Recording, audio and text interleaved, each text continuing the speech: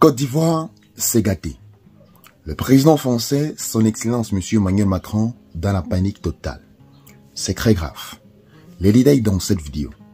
L'armée ivoirienne a décidé, contre les appellations du peuple, de ne pas se ranger du côté du peuple et a préféré, autant pour moi, lutter contre la population.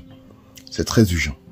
Suite à ces événements, le président français, son excellence M. Emmanuel Macron, ami du président Macron, comme le dit le président Graman Ouattara du côté de la Côte d'Ivoire, a décidé de poser un geste fort. Les détails une fois de plus dans cette vidéo. Nous vous prions mes chers frères de suivre la vidéo jusqu'à la fin pour avoir tous les détails. Mais avant tout de même de commencer, nous tenons à vous préciser que cette vidéo n'est pas faite pour inciter à la haine ou à l'acharnement. Elle est juste à titre informatif. Donc tâchez de rester poli, mais une fois de plus que toi dans les commentaires. Ce qui se passe, c'est que, vu la situation qui dégénère du côté de la Côte d'Ivoire, le gouvernement français a décidé de faire appeler tous ses ressortissants vivant en Côte d'Ivoire sous une période de 48 heures. C'est très gâté. À quelques jours des élections présidentielles, le climat politique reste toujours tendu du côté de la Côte d'Ivoire et le président Emmanuel Macron, comme c'est lui qui le dit, comme c'est lui qui l'a dit, cela fait très très peur. Pourquoi est-ce que le président français, son excellence M. Emmanuel Macron, a décidé d'appeler tous ses ressortissants du côté de la Côte d'Ivoire? En gros, en tant qu'ami du président Ouattara, il sait, il connaît le sûr pourquoi il effectue ce geste. C'est très terrible. Que Dieu protège les Ivoiriens, que Dieu protège la Côte d'Ivoire. Qu'est-ce qui va se passer du côté de la Côte d'Ivoire? C'est la question que nous nous posons. Mais une chose est sûre, la loi divine finit toujours ou alors finira toujours par dominer. Après cela, nous avons aussi eu une autre information où le président français a suspendu tous les vols de la compagnie Air France et d'autres compagnies européennes en direction de la Côte d'Ivoire. La situation du côté de la Côte d'Ivoire risque d'être très tendue en ces temps. Parce que nous sommes proches de la présidentielle, mais nous ne sommes pas totalement proches. Il y a encore des jours et des jours. Mais les grandes institutions, les grands pays comme la France, décident de suspendre les vols et d'appeler tous les ressortissants résidant dans ces pays-là. Ce qui veut dire tout simplement que la situation qui se prépare du côté de la Côte d'Ivoire, c'est une situation qui risquera de frapper très fort. Et aussi, nous avons certains Ivoiriens qui ont décidé d'attendre les élections dans des pays voisins comme le Ghana. Donc, plusieurs Ivoiriens se trouvent actuellement du côté du Ghana. On parle là des milliers d'Ivoiriens qui ont décidé de quitter le territoire. Donc, mes chers frères, pour terminer, nous disons que Dieu protège la Côte d'Ivoire, que Dieu fasse en sorte que rien ne puisse perturber la quiétude des Ivoiriens vivant en Côte d'Ivoire. Parce que tout ce que veut le peuple, ce n'est que justice soit faite, ce n'est que la constitution soit respectée.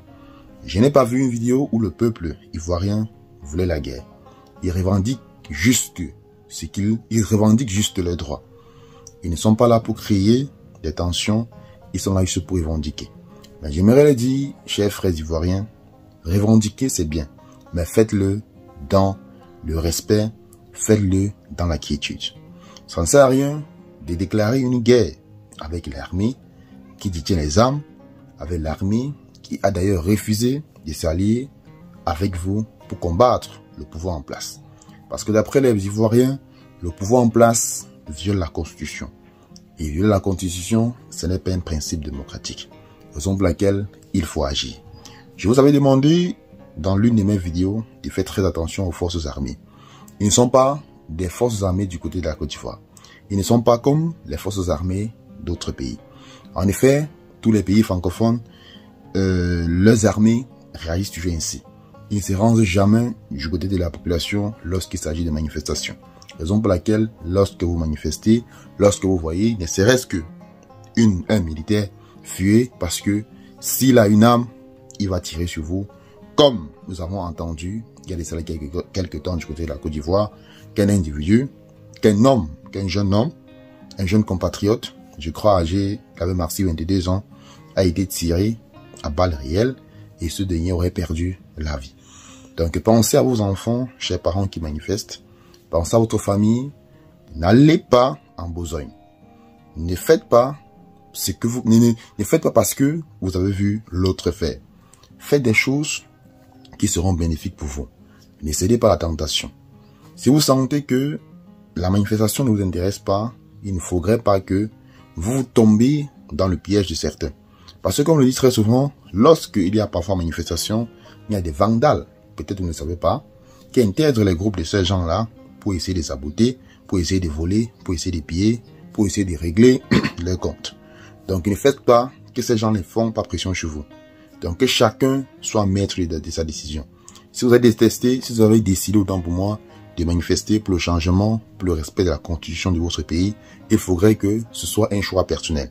Il ne faudrait pas que vous que vous êtes assis dans un maquis, vous entendez les commentaires d'autres Ivoiriens et que vous dites que moi aussi, je veux le changement. Si votre situation vous plaît, vous n'êtes pas obligé d'aller manifester. Ça, c'est un choix personnel. Donc, c'est un peu ça.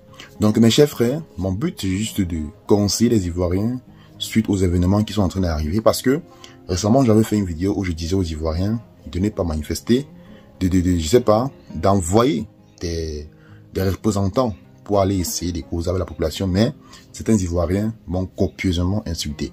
Donc, je respecte votre choix. Si vous avez décidé de manifester, je respecte votre choix. Mais j'aimerais que ce choix ou alors ces manifestations soient faites de manière pacifique. Parce que une vie humaine qu'on perd, c'est beaucoup. Et vous ne savez pas la souffrance qu'on endure chez un enfant jusqu'à ce qu'il arrive à l'âge adulte.